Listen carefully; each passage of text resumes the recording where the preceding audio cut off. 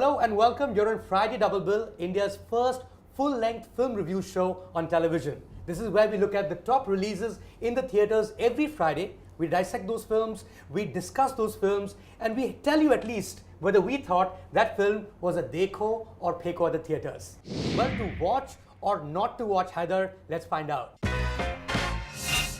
Fahad, straight away, I think my OMG moment, and not that we'd read the script before this became the movie, so I didn't know exactly how they would tackle the issue of Kashmir.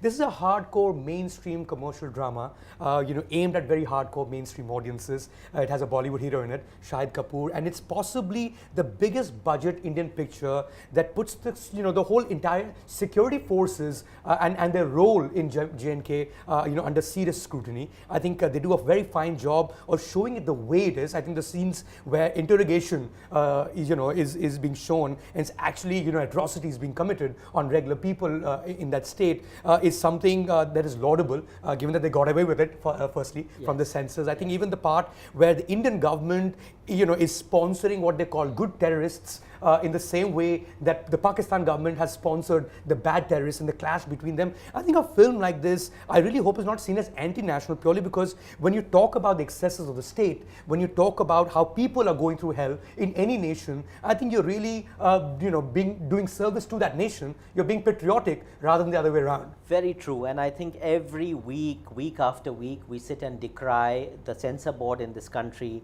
I think the maturity that has been shown by them in passing this film in the way that it is, I believe Vishal's also offered a few cuts on his own, and yes, toned down some of the stuff, but still it is a very powerful film. So I think absolutely this is a mark of maturity. And yes, if there are 4-letter words and nude scenes that makes them happy to chop them, so be it.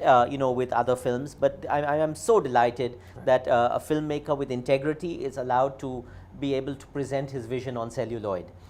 Totally. And I think the other thing, and because we're harping on the fact that it's after all a mainstream film, not an art house release in that sense, is also, the audiences are very used to a status quo on relationships, when it comes to love, especially. Now, here is a movie that's looking at love between, the uncle and, in Haider's case, the uncle and his mother, which by itself would be a huge taboo as an issue to deal with. Or taboo, as the case may be. Or taboo, as the case may be. Or for that matter, even the Oedipal complex that you spoke of. I mean, there is sexual tension between the mother and the son.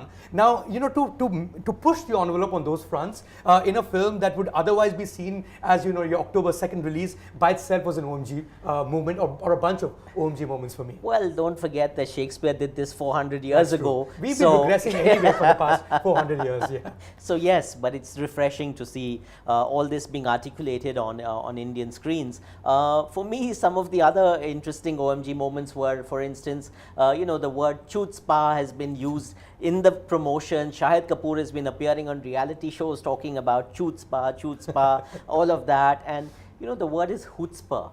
And it's a Yiddish word, and it of course means being very flamboyant. It means having spunk and being cheeky. And given that Shahid is busy correcting his girlfriend Haider corrects his girlfriend through the film on her loved and Kashmiri accent and sucked and all of those and other such 4-letter words. I thought that was quite funny. The other thing that is fantastic is Rosencrantz and Guildenstern from the characters from Hamlet are portrayed as Salman and Salman.